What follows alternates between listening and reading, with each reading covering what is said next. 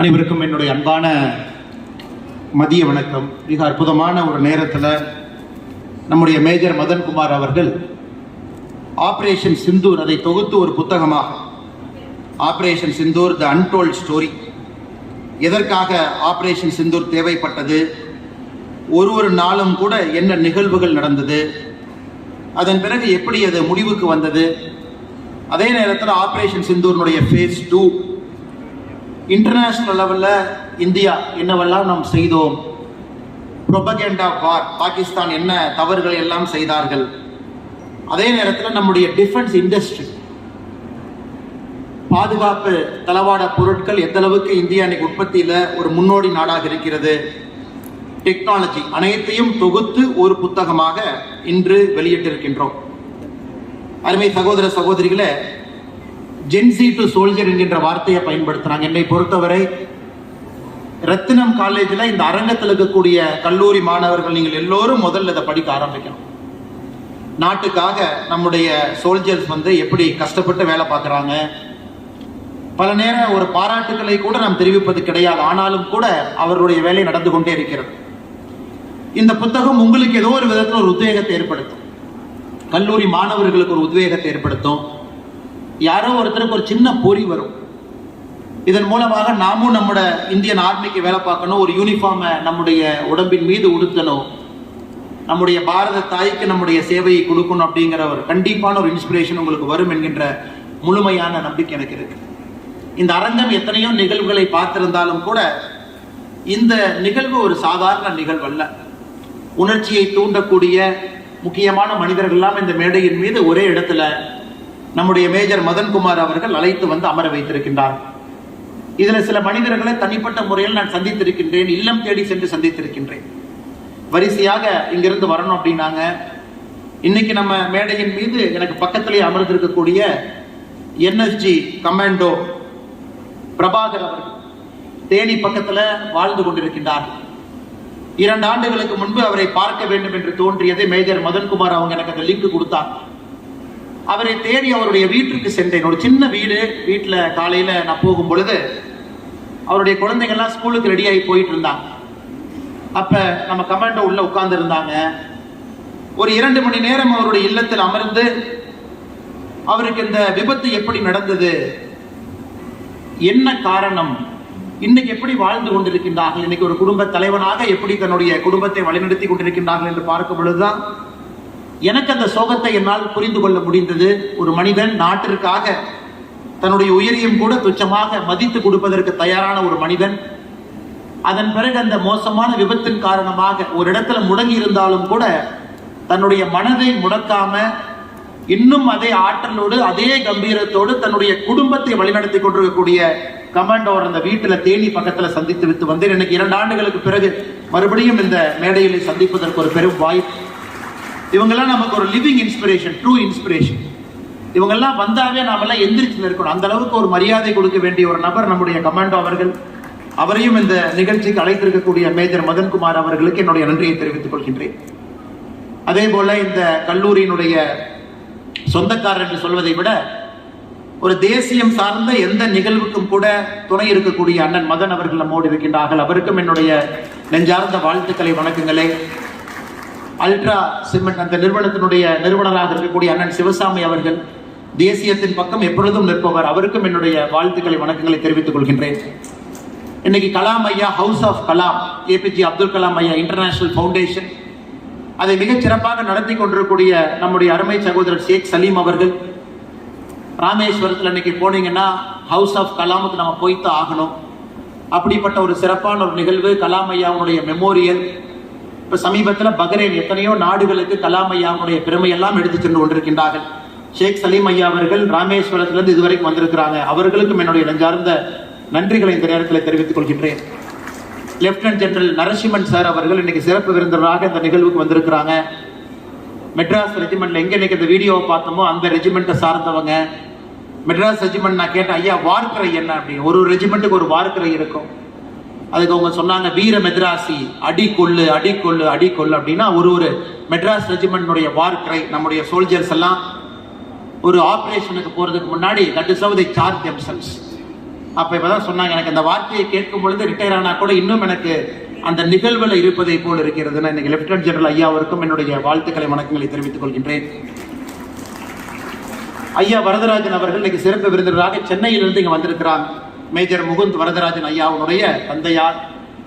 இன்னைக்கு அமரன் திரைப்படம் வந்த பிறகு மேஜர் முகுந்த் வரதராஜன் அவர்கள் பட்டி தொட்டி எல்லாம் எல்லா வீடுகளுக்கும் போயிட்டாங்க.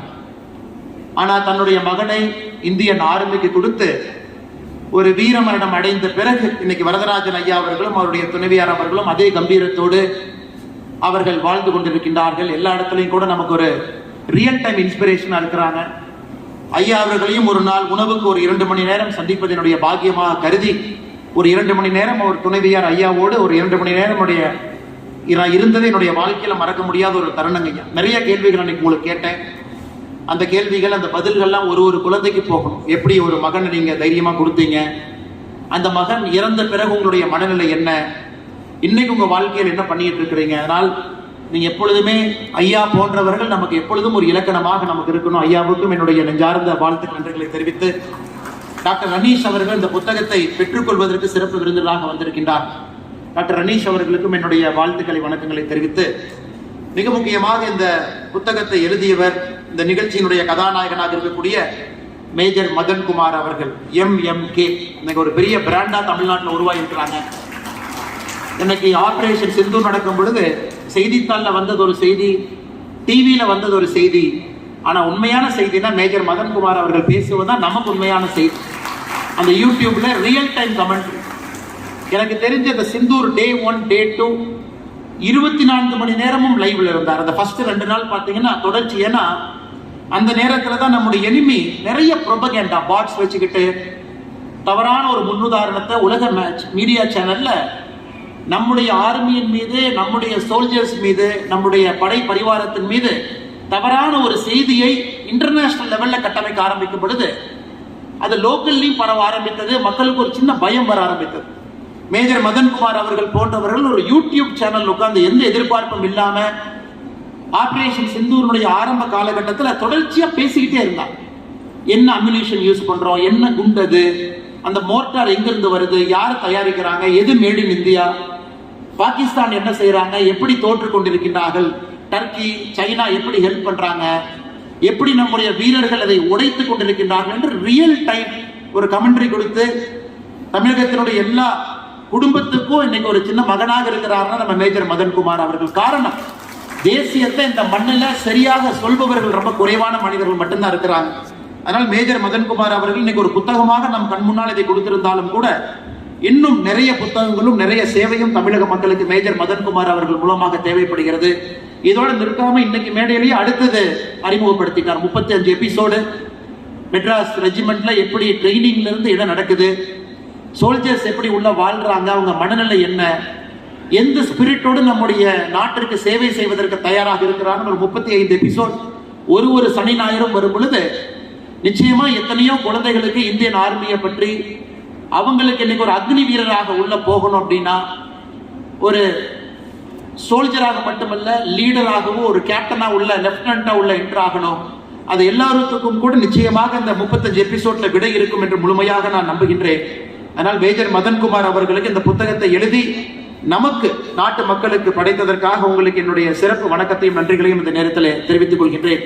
அதே போல முன்னிருக்கையில் இருக்கக்கூடிய அண்ணன் இந்து மக்கள் கட்சியினுடைய நிறுவன தலைவர் அண்ணன் அர்ஜுன் சம்பத் அவர்கள் இந்த கோயம்புத்தூர் பகுதியில நிறைய கோவில்களுக்கு தொடர்ந்து ஒரு தனி மனிதனாக நிறைய உழைப்பை தன்னுடைய சொத்தையெல்லாம் வாரி வழங்கி கொண்டிருக்கக்கூடிய அண்ணன் அன்பு அவர்களுக்கு இருக்கிறாங்க. அவர்களுக்கு, வசந்தராஜன் அவர்களுக்கு, நம்முடைய சிறப்பு அழைப்பாளராக வந்திருக்கக்கூடிய சுவாமிஜி அவர்களுக்கு, எல்லா சிறப்பு விருந்தினர்களுக்கு, பத்திரிகை நண்பர்களுக்கு, இந்த கல்லூரியினுடைய மாணவ செல்வங்களுக்கு எல்லோருக்கும் மற்றும் ஒரு முறை என்னுடைய வணக்கத்தை தெரிவித்துக் கொள்கின்றேன். இங்க கலாம் ஐயாவுடைய வழித்தோன்றலாக ஷேக் சலீம் ஐயா அங்க இருக்கிறார். மேடம் இந்திரா காந்தி அவர்கள் இந்தியாவுடைய பிரதமராக இருந்த பொழுது ஒரு முறை கலாம் ஐயா இருக்கக்கூடிய அந்த மீட்டிங்ல இந்திரா காந்தி அம்மா இருக்கிறாங்க, பிரைம் மினிஸ்டரா வர்றாங்க. அப்ப கலாம் ஐயா அங்க இருக்கிறாங்க. இந்திரா காந்தி அவர்கள் வந்த பிறகு கலாம் ஐயா ஒரு எக்ஸ்பிளனேஷன் கொடுக்குறாங்க இந்திரா காந்தி அம்மையார் அவர்களுக்கு 1980 ஆரம்ப காலகட்டத்தில். அப்ப நிறைய பேசும்பொழுது இந்திரா காந்தி அம்மா ஒன்று மட்டும் கலாம் ஐயாவை பார்த்து சொல்றாங்க, 2 இடத்துல தன்னுடைய கையை வைத்து புள்ளியை வைக்கிறாங்க. என்னைக்கு இந்தியா இங்கிருந்து இந்த இடத்துக்கு ஒரு மிசைல் அனுப்ப முடியும் மிஸ்டர் கலாம் சொல்லுங்க அப்படிங்கிறாங்க. ஆனா இந்திரா காந்தி அம்மா அவர்கள் கை வைத்த அந்த புள்ளிக்கு இருக்கக்கூடிய தூரம் பாத்தீங்கன்னா 5000 கிலோமீட்டர்.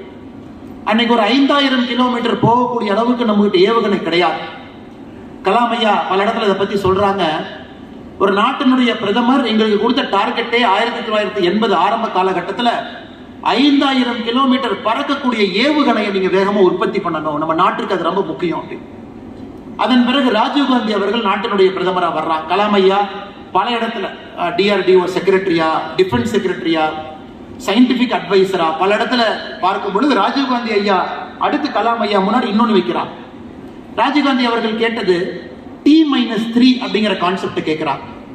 இன்னைக்கு ஒரு பொலிட்டீஷியன், நம்முடைய prime minister, politicians, political executive பவர்ல இருக்கிறவங்க இன்னைக்கு கலாம் ஐயாவை போன்ற சயின்டிஸ்டுக்கு ஒரு நியூக்ளியர் வெப்பனை ரெடி பண்ணி லான்ச்சுக்கு ரெடி பண்ணுங்கன்னா அப்ப இந்தியாட்ட நியூக்ளியர் வெப்பனே அந்த காலகட்டத்தில் இல்லை. ஆனா ராஜீவ்காந்தி அவருடைய கனவு எப்படி இருந்ததுன்னா, நியூக்ளியர் வெப்பன் நம்ம செஞ்சு 3 நாள்ல நம்ம லான்ச் பண்ற அளவுக்கு அந்த T-3 பிளான் கொண்டு வாங்க அப்படின்னு. அதையும் கலாம் ஐயா பல இடத்துல சொல்றாங்க. அதன் பிறகு 1980 காலகட்டத்தில் பிரதம மந்திரிகள் மாறிக்கிட்டே இருக்கிறாங்க. யாருக்கும் அந்த பெரிய விஷன் இருக்கா அப்படிங்கிற கேள்வி இருந்த பொழுது கலாம் ஐயா பொறுமையா ஒரு பிரைம் மினிஸ்டர்ட்டி உட்கார்றாங்க. 1989, 90, 91 அப்ப இந்தியன் பொலிட்டிக்கல் சிச்சுவேஷனே ஒரு மாதிரி கயாட்டிக்காக இருந்த பொழுது ஒரு பிரைம் மினிஸ்டருக்கும் நம்ம ஸ்ட்ராட்டஜிக் த்ரெட் என்ன இருக்கு, எப்படி நாம செயல்படணும், அங்கேயும் கலாம் ஐயா இருக்கிறார். PV நரசிம்மராவ் அவர்கள் 1991 இந்தியாவுடைய பிரதமராக நரசிம்மர் ஐயா வந்து அமரும் பொழுது கலாம் ஐயா ரொம்ப நெருக்கமாக நரசிம்மராவ் ஐயாவோடு பணிபுரிகின்றார்கள். அப்ப சைனா த்ரெட் ரொம்ப ஆழமா 2 பேரும் பார்க்கறாங்க. அப்ப நரசிம்மராவ் ஐயா கலாம் ஐயாவுக்கு சொல்றாங்க, பிரதமராக அணுகுண்டு சோதனைக்கு நீங்கள் தயாராக வேண்டும் என்று. 1996 எலெக்ஷன்ல PV நரசிம்மராவ் ஐயா தோக்குறாங்க. அதன் பிறகு அணுகுண்டுக்கான ஆயுத்தம் நாம் ஆரம்பிக்கலாம். அதன் பிறகு மறுபடியும் இந்திரகுமார் குஜ்ரால் அவர்கள் பிரதமர் வரும் பொழுது மறுபடியும் கலாம் ஐயா அவங்ககிட்ட பேசிக்கிட்டே இருக்கிறாங்க. ஸ்ட்ராட்டஜிக் த்ரெட் பெர்செப்ஷன் எப்படி இருக்கு, என்ன செய்யணும். அடல் பிகாரி வாஜ்பேயி அவர்கள் நம்முடைய பிரதமராக 13 நாட்கள் வந்த பொழுது கலாம் ஐயாட்ட சொல்றாங்க, நம்ம பட்டாசு வெடிக்க தயாராகணும், பட்டாசு ரெடி பண்ணுங்க அப்படின்னு. மறுபடியும் வாஜ்பேயி அவர்கள் 13 நாட்களுக்கு பிறகு பிரதமர் நாற்காலியிலிருந்து இறங்கிய பிறகு மறுபடியும் பிரதமர்கள் மாறி மறுபடியும் வாஜ்பேயி அவர்கள் 13 மாதம் பிரதமராக வரும் பொழுது கலாம் ஐயாவுக்கு ஒரு கிளியர் டைரக்ஷன் கொடுக்குறாங்க, நாம போக்ரான்ல இந்த அணுகுண்டு சோதனையை நடத்தியாக வேண்டும் என்று. ஏன்னா நம்ம அணுகுண்டு சோதனை நடத்துறதுக்கு முன்னாடி நாள் பாகிஸ்தான் ஒரு லாங் ரேஞ்ச் ஒரு கௌரி மிசைல் லான்ச் பண்ணி இந்தியாவுடைய இறையாண்மைக்கு ஒரு பெரிய பிரச்சனை ஏற்படுத்துறான். அது உடனடியா தயாரிக்கணும், உடனடியா லான்ச் பண்ணணும், அமெரிக்காவுக்கு தெரியாம லான்ச் பண்ணணும். போக்ரான் மேல 2 சேட்டலைட் அமெரிக்காக்கார கொண்டு வந்து பொசிஷன் பண்ணியிருக்கான். ஏன்னா நம்ம ஏதாச்சும் ஒரு சின்ன மூவ்மெண்ட் பண்ணாக்கோ உடனடியா நம்முடைய பிரைம் மினிஸ்டருடைய கையை முடக்குவதற்கான முயற்சியை அமெரிக்கா எடுக்கும் பொழுது கலாம் ஐயா யாருக்கும் தெரியாம எந்த கம்யூனிகேஷனுமே இல்லாம, ஏன்னா கம்யூனிகேஷனை இன்டர்செப்ட் பண்ணுவாங்க. அந்த போக்ரான் டெஸ்ட் நடக்குது. அப்ப அடல் பிகாரி வாஜ்பேயி அவர்கள் தன்னுடைய பிரைம் மினிஸ்டர் வீட்டில் உட்கார்ந்து இருக்கிறாங்க, பிரஜேஷ் மிஸ்ரா எல்லாரும் உட்கார்ந்து இருக்கிறாங்க. ஒரே ஒரு போன் கால் வருது. அதை வாஜ்பேயி அவர்கள் எடுக்கும் பொழுது கலாம் ஐயா சொல்றாங்க, ஆபரேஷன் சக்சஸ் என்று சொல்லுகின்றார். எதற்காக நான் சொல்றேன்னாங்க, இன்னைக்கு நாம் இவ்வளவு தூரம் வந்திருக்கோம் அப்படின்னா இது பல மனிதர்களுடைய கடுமையான உழைப்பு காலமாக இந்திரா காந்தி அம்மா அவர்கள் ஆரம்பித்து மிக முக்கியமாக அடல் பிகாரி வாஜ்பேயி அவர்கள் எந்த ரிஸ்கா இருந்தாலும் நம்ம எடுத்துக்கிறோம். அதன் பிறகு அமெரிக்கா நம்ம மீது பொருளாதார தடையை போட்ட பொழுது கூட அதையெல்லாம் தாண்டி நம்ம துணை இருக்கோம்னா நம்முடைய APJ அப்துல் கலாம் ஐயாவை நாம் மறக்க கூடாது என்பதற்காகத்தான் இவ்வளவு பெரிய சரித்திரத்தை நான் சொல்றேங்க. 1980 ஆரம்பிச்சு 98 வரை தன்னுடைய வாழ்க்கையை இந்த பகுதியில கொண்டு வந்தாங்க. அதனால் கலாம் ஐயா அவர்கள் அதனாலதான் இந்த புத்தகத்துக்கு யார் முன்னுரை எழுதியிருக்காங்க அப்படின்னு பாத்தீங்கன்னாகவே டாக்டர் APJ அப்துல் கலாம் இன்டர்நேஷனலுடைய chairperson doctor APJ IM Naseema Marakayar அவங்க இந்த புத்தகத்துக்கு முன்னுரை எழுதியிருக்கிறாங்க. அதனால ஒரு கலாம் ஐயா குடும்பத்திலிருந்து ஆபரேஷன் சிந்தூர் அன்டோல்ட் ஸ்டோரி இந்த புத்தகத்துக்கு முன்னுரை எழுதியது இதை விட சிறப்பு என்று நான் சொல்ல முடியாது. இதை விட சிறப்பாக எதுவும் இருக்க முடியாது. அப்படிப்பட்ட ஒரு சிறப்பு கலாம் ஐயா குடும்பத்திலிருந்து முன்னுரை எழுதியிருக்கிறாங்க. அதே போல உங்களுக்கு தெரியும், இந்தியாவை பொறுத்தவரை ஒரு காலகட்டத்தில் நாம் ஒரு எக்கனாமிக் பவர் ஹவுஸ் கிடையாது. இன்னைக்கு நம்ம சண்டை போட்டிருக்கோம், பாகிஸ்தானோட ஆபரேஷன் சிந்தூர் சண்டை போட்டிருக்கோம்னா சாதாரணமா போடலீங்க. நம்ம கிட்ட அவ்வளவு பொருளாதார வலிமை நம்ம கிட்ட இருக்கு. இன்னைக்கு ஆபரேஷன் சிந்தூர் பாத்தீங்கன்னா இந்தியாவிற்கு மொத்த செலவு மட்டுமே அசெட் ரீப்ளேஸ்மெண்ட் நம்ம செய்த மொத்த செலவு இன்னைக்கு ஆய்வறிக்கை என்ன சொல்லுதுன்னா $408 மில்லியன் நம்ம செலவு பண்ணிருக்கோம் ஆபரேஷன் சிந்தூர். இன்னைக்கு இந்தியா $4.1 ட்ரில்லியன், அந்த அளவுக்கு பொருளாதாரத்தில் பெரிய நாடு. நம்முடைய டிஃபென்ஸ் பட்ஜெட்ல ஃபுல்லி 4-7% ஆபரேஷன் சிந்தூருக்கு செலவு பண்ணிருக்கோம். எதற்காக அதை சொல்றாங்க? ஒரு நாடு பொருளாதாரத்துல மேலே சென்றாலும் மட்டும்தான் நம்முடைய ஆர்ம்டு போர்சஸ்க்கு அந்த நாடு துணை இருக்க முடியும். அவங்களுக்கு என்ன தேவையோ கொடுக்க முடியும், தேவைக்கு அதிகமாகவும் கொடுக்க முடியும். எதை பற்றி யோசிக்காம எவ்வளவு பெரிய யுத்தமாக இருந்தாலும் கூட அதை செய்ய முடியும். அந்த அளவுக்கு பொருளாதார வளர்ச்சி இன்னைக்கு நம்முடைய நாடு பார்த்திருக்கு. இன்னைக்கு நாம $4.1 ட்ரில்லியன் பொருளாதார வளர்ச்சி இருக்கும். இதே பாகிஸ்தான் பாத்தீங்கன்னா மொத்த பொருளாதாரம் வேணும்னு பாத்தீங்கன்னா $375 பில்லியன். அது ரிலையன்ஸ் இண்டஸ்ட்ரீஸ்னுடைய மொத்த மார்க்கெட் கேபிடலைசேஷனோட அளவு தான் இன்னைக்கு பாகிஸ்தானுடைய மொத்த பொருளாதாரம்.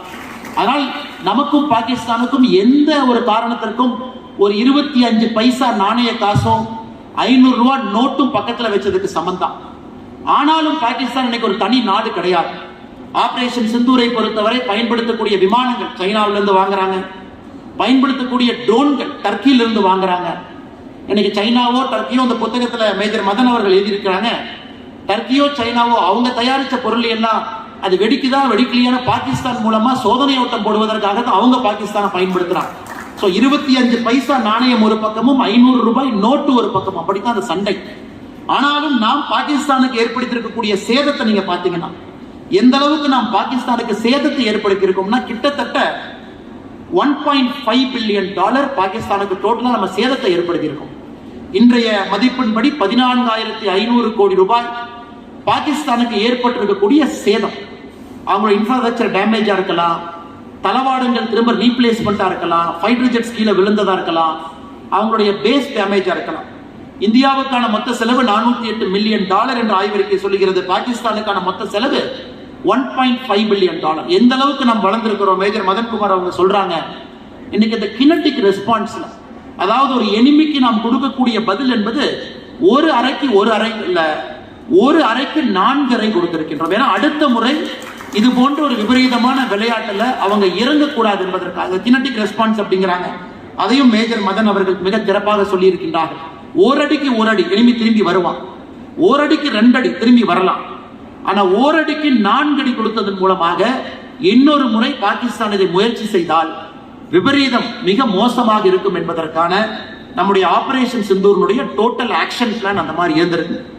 அதே நேரத்தில் இன்னும் ஒரு படி மேல போனீங்கன்னா இந்த ஆபரேஷன் சிந்தூர்ல இதையும் மேஜர் மதன் அவர்கள் மிகச் சிறப்பாக இதை கொண்டு வந்திருக்கின்றார்கள்.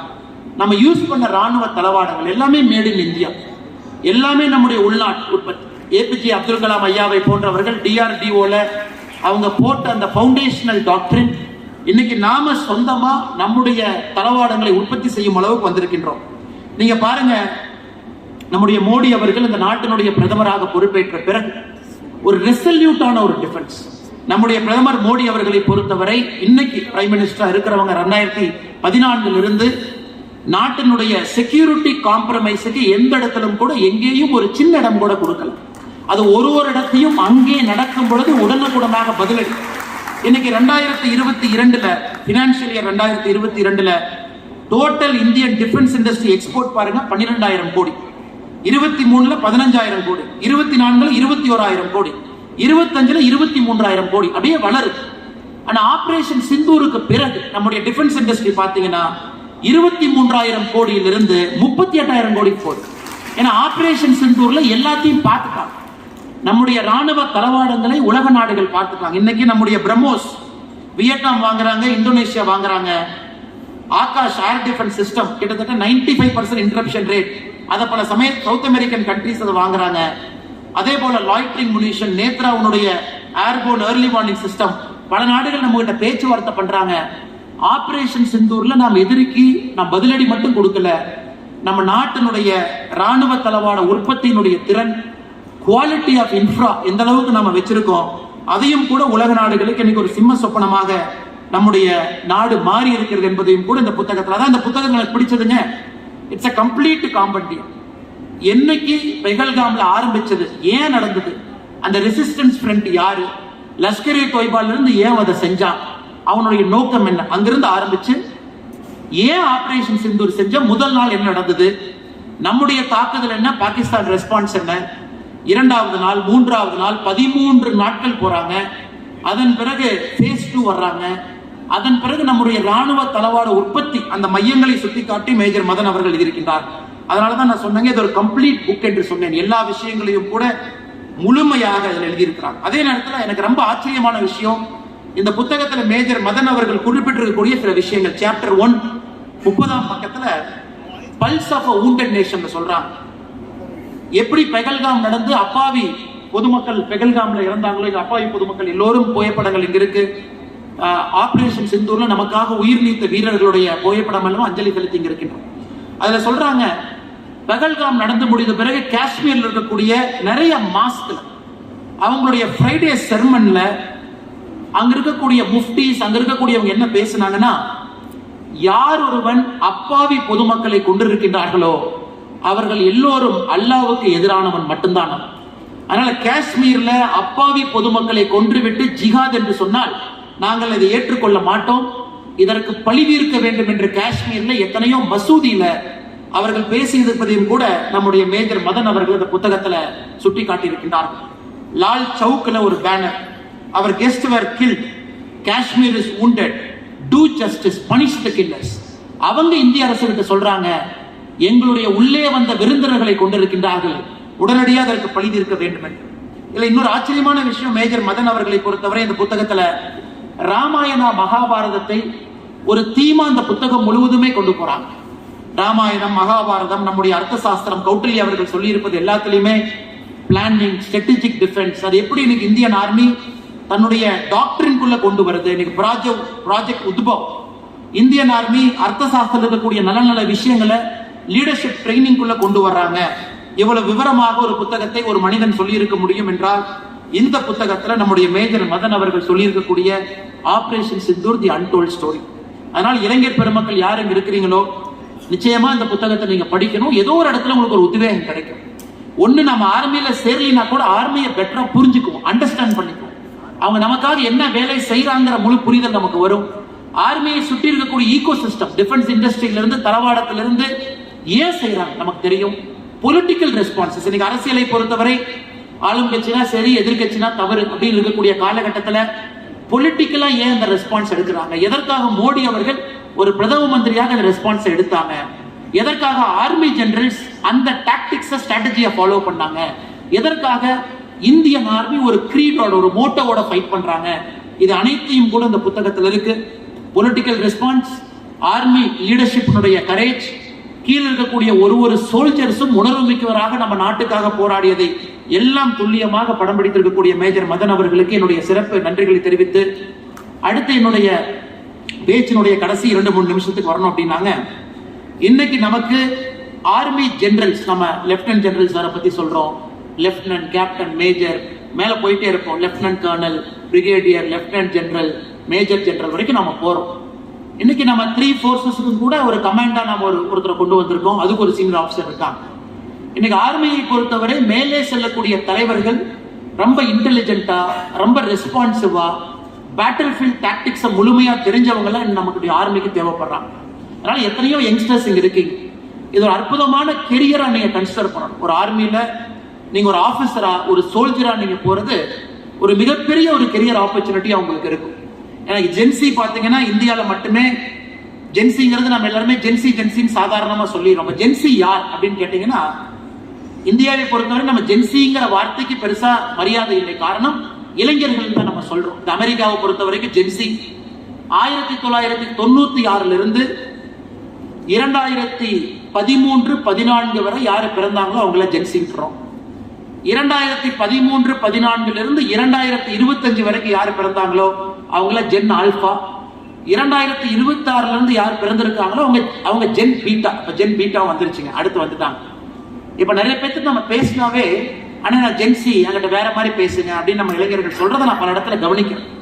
இன்னைக்கு குறிப்பா ஜென்சி டு சோல்ஜர்னு சொல்றாங்க. ஜென்சி உங்களுக்கு ஒரு பெரிய பர்பஸ் வேணும். இன்னைக்கு லைஃப்ல உங்களுக்கு ஒரு பெரிய பர்பஸ் நீங்க தேடிட்டு இருக்கீங்க, நமக்கு நல்லா தெரியுது. ஒரு மனிதனாக, ஒரு ஆளுமையாக ஒரு மாற்றத்தை கொடுக்க வேண்டும் என்று ஜென்சி விரும்புறீங்க. ஒரு பர்பஸ் உங்களுக்கு வேணும்னா uniform gives you the highest purpose. அதை விட ஒரு ஹையஸ்ட் பர்பஸ் எதுவுமே உங்களுக்கு இல்ல. காரணம், உங்க ஈகோவை தாண்டி இன்னொரு விஷயத்துக்காக நீங்க களத்தில் நிற்கிறீங்க. ஸோ மேடையில் இருக்கிறவங்க எல்லாம் எல்லோருமே ஒரு விதத்துல யூனிஃபார்ம் போட்டவங்க. அதனால ஜென்சி இன்னைக்கு நீங்க சோல்ஜர் ஆகவோ அல்லது உள்ள நீங்க ஒரு லீடர் ஆகவோ இந்தியன் ஆர்மிக்கு நீங்க போகணும் அப்படின்னா நீங்க இன்னைக்கு யூனிஃபார்ம் சர்வீசஸை ஒரு கிரெடிபிள் ஆப்ஷனா நீங்க பார்க்கணும். அதுல நீங்க சர்வ் பண்ண போகணும். மேஜர் மதன் அவர்கள் ஒரு சிறந்த உதாரணம். 2003 இந்தியன் ஆர்மிக்குள்ள போறாங்க, இஎம்இ உள்ள போறாங்க. 2009 6 வருஷம் தான் இருக்கிறாங்க. 2003, 4, 5, 6, 7, 8, 9 7 வருஷம் இருக்கிறாங்க. 7 வருஷம் இருந்ததுக்கு அப்புறம் அவர் ஆர்மியை மறந்துடல. அவர் யூனிஃபார்மை கழட்டிட்டு குட் பை சொல்லிங்க. 7 வருடம் இருந்த பிறகு அந்த 7 வருஷத்துல பாருங்க, operation Rakshak medal, Sainya Seva medal, high altitude medal, army commanders commendation card, counter terrorism operation, delta force, Rashtriya rifle, Poonch, Pathankot, Doda, Jammu and Kashmir, பஞ்சாப்ல வேலை பார்த்திருக்காங்க. அதன் பிறகு வெளியே வந்த பிறகு எக்ஸ்எல்ஆர்ஐக்கு போறாங்க எம்பிஏ படிக்கிறது. ஜம்ஷெட்பூர்ல போய் ஸ்டடி பிரேக் எடுத்து எக்ஸ்எல்ஆர்ஐ எம்பிஏ படிச்சுட்டு பெரிய பெரிய நிறுவனத்துக்கெல்லாம் வேலை பார்க்கறாங்க. Coca Cola, Nestle, Mars chocolate, Varun beverage எல்லாம். கடைசியில சுத்தி அடிச்சு அந்த சர்க்கிளை முடிச்சுட்டு இன்னைக்கு கிராமமாக ஊர் ஊரா போய் நீங்க ஆர்மியில சேரணும், நான் உங்களுக்கு பயிற்சி கொடுக்குறேன், இந்த 35 வீடியோ நான் கொண்டு வந்திருக்கேன், ஆபரேஷன் சிந்தூரை பத்தி நான் லைவ் கமெண்ட்ரி கொடுக்குறேன். போன மாதம் கூட பார்த்தேன் இஸ்ரேல் எங்கேயோ பார்டர்ல சுத்திக்கிட்டு இருந்தாங்க. அவருடைய சமூக வலைதளத்தை பார்த்தேன், இஸ்ரேல் பார்டர்ல எங்கேயோ அந்த பக்கம் சுத்திக்கிட்டு இருந்தாங்க. அதனால ஒருக்கா நீங்க யூனிஃபார்ம் போட்டாவே நீங்க யூனிஃபார்ம் போட்டவர் தான். அந்த கல்பனா கூட ஆர்மியை பொறுத்தவரை once you wear a uniform you are always a soldier என்று சொல்வார். இன்னொரு பக்கம் ஃபுல் சர்வீஸ் முடிச்ச லெப்டினன்ட் ஜெனரல் ஐயா இருக்கிறாங்க, ஃபுல் சர்வீஸ். அவர் சேர்ந்து ஃபுல் சர்வீஸ் எல்லாத்தையும் பார்த்துட்டு மெட்ராஸ் ரெஜிமெண்ட்ல ரிட்டையர் ஆன லெப்டினன்ட் ஜெனரல் அவங்க இருக்காங்க. 2 பேரும் நமக்கு இன்ஸ்பிரேஷன். ஆர்மியில முழு சர்வீஸ் பண்ண ஒருத்தரும், ஆர்மியில சேர்ந்து தன்னுடைய இளமை பருவத்தை இந்திய நாட்டுக்கு கொடுத்துட்டு லைஃப்ல வேற வேற விஷயத்தை எக்ஸ்ப்ளோர் பண்ண. உங்களுக்கு இந்த சாய்ஸ் இருக்கு. நீங்க ஆர்மியில சேரலாம், ஃபுல் சர்வீஸ் பண்ண வேண்டிய அவசியம் இல்லை. வெளியே வந்து உங்களுக்கு பிடிச்ச விஷயத்தை செய்யலாம், ஆர்மியை நீங்க ப்ரொமோட் பண்ணலாம், எத்தனையோ விஷயத்தை செய்யலாம். அல்லது லெப்டினன்ட் ஜெனரல் நரசிம்மன் ஐயா மாதிரி ஃபுல் சர்வீஸ் நீங்க பண்ணலாம். 2 பேரும் உங்களுக்கு ஒரு ஆகச்சிறந்த உதாரணமாக இங்க இருக்கிறாங்க. ஆர்மியினுடைய கிரீடோ லெப்டினன்ட் ஜெனரல் சொன்னாங்க, there is no greater glory than dying for your nation.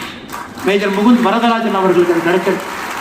ஒரு ஹையஸ்ட் க்ளோரி இந்த நாட்டிற்காக தன்னுடைய உயிரை விடுவது.